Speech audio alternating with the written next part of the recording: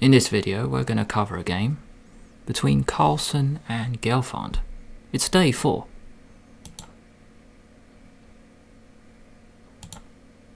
At the moment, Carlsen is 2-0 up in the match. Carlsen has white, Boris Gelfand has black, and Gelfand needs to win his next 2 games. E4, C5. Gelfand needs to win this match, so he goes for the Sicilian. Knight f3, knight c6, d4. Take, take, queen b6. The Benko variation of the Sicilian. An early queen b6 means you're attacking the knight on d4, forcing a decision. There are a few squares the knight can go to. Knight to b5, because then bishop e3 will attack the queen. The knight can go back to b3. Those are the 2 best options. You don't want to play a move like c3 because really you want your knight on that square. You don't want to go back to f3 because it was there already. In the game, Carlsen chose knight b3.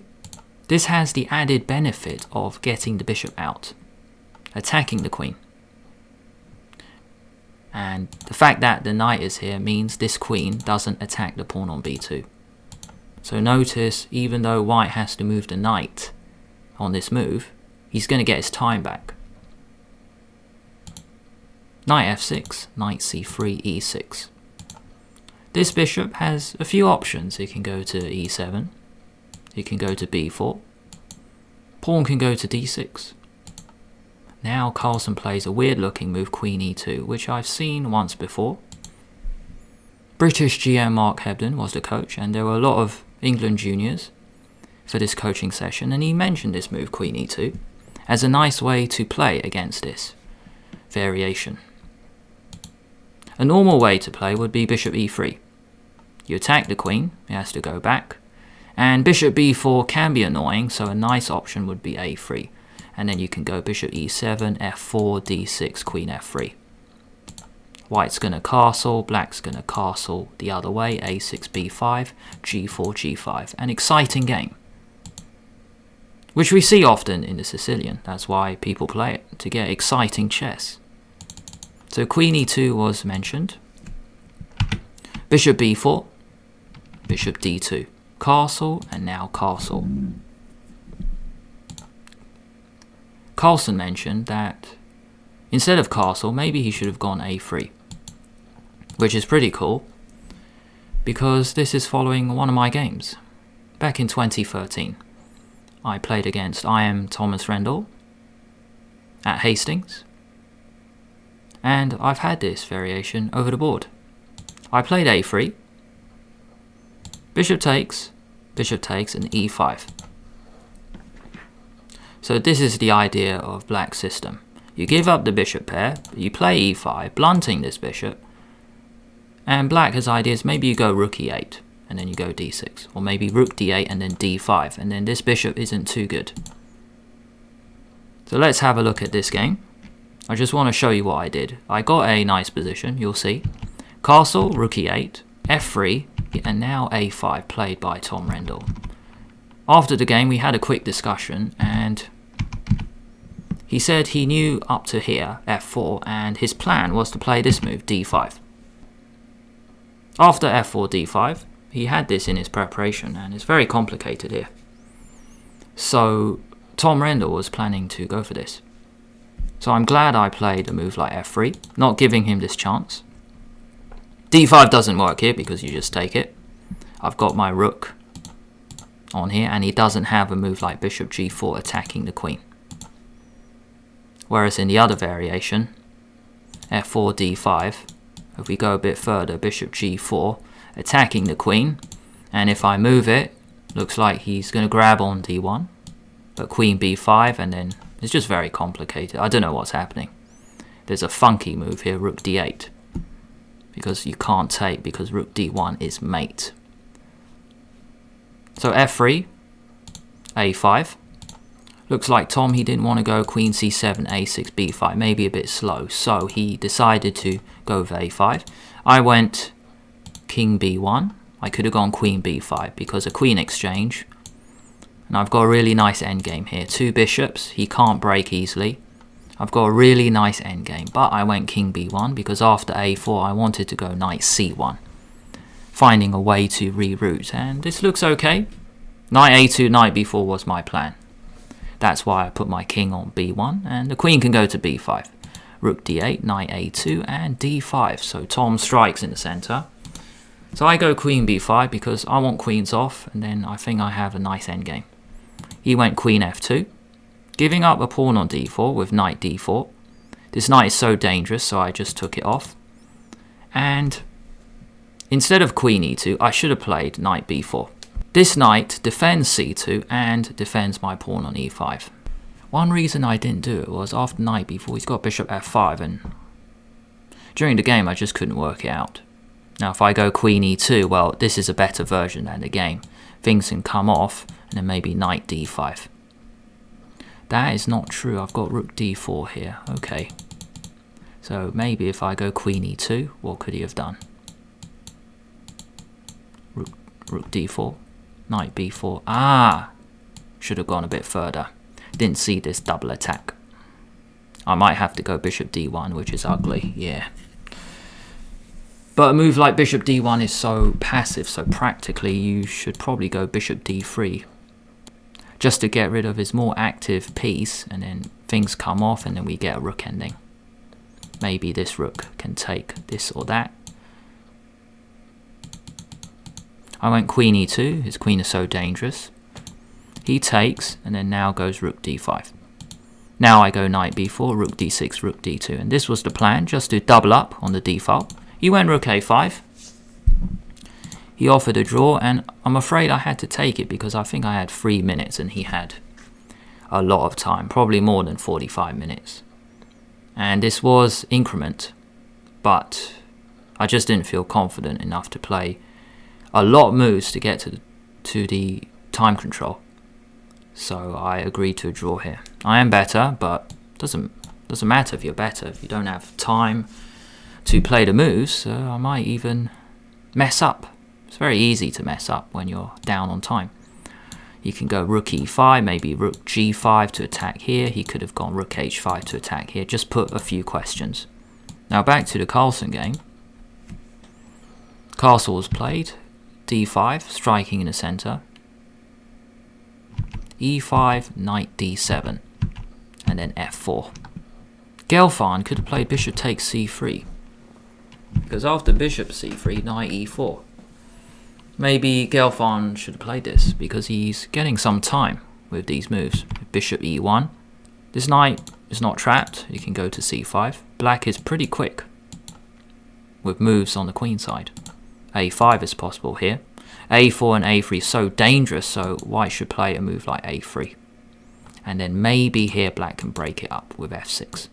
Put the knight to c5 just to get rid of a defender. And white's pieces are still on the back. e5, Gelfand went knight d7, a passive move. f4. a3 is white's next move, putting a decision to the bishop. White also needs to get his queen and bishop in the game, and Carlsen does that very well. a6, queen h5, with bishop d3 next. It's just so dangerous. So in the commentary, Carlsen mentioned f6, a typical move in the French. And even though this began as a Sicilian, the pawn structure is now a French, we have to adapt. f6, breaking up the center. Because if white takes, we can take with the knight. And let's discuss this middle game. Maybe he's going to go bishop d7 and then rook e8 and then try and go for e5. Now this pawn is on f4. You don't want to go g4 here, maybe you go g3. Then the bishop can go to g2 or to h3, and then maybe this rook can go to e1. So it now becomes a positional game.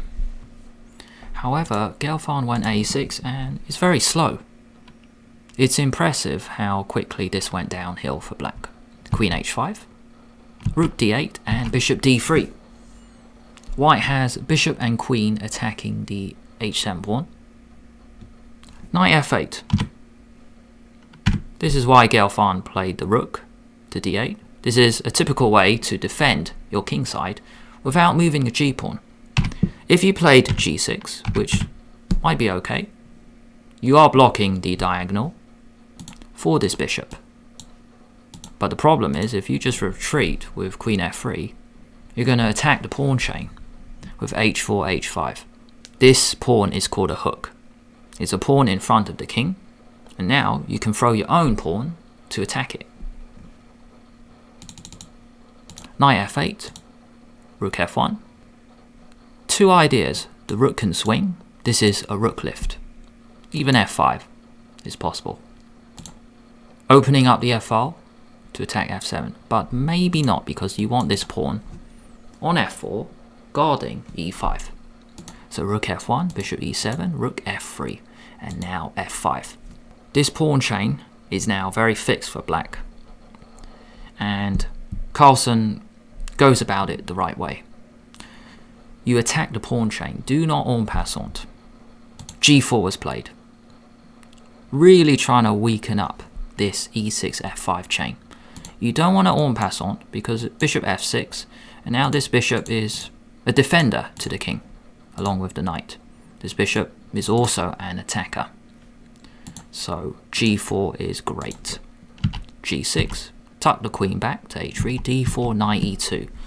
Two ideas. The knight is putting pressure on the d4 pawn. Also, maybe the knight swings over to g3. a5. Just like in my game against Tom Rendle, a5 play to go a4. Carlsen sees this as a big problem, so he plays a4 himself. a5, a4, and knight b4. So going after this bishop, but this bishop isn't really doing anything, so correct to trade. Let's get rid of this really dangerous knight. Take, take, and now bishop b5. Cool move.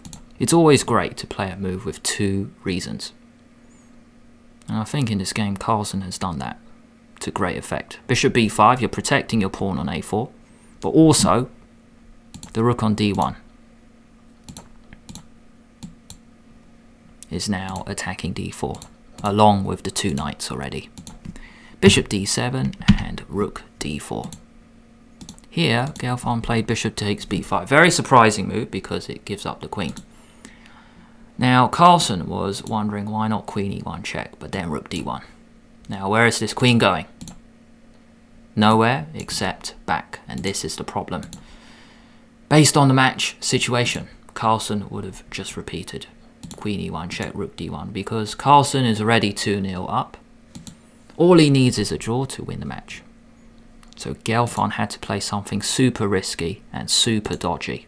Rook takes d4, bishop takes b5, rook takes queen.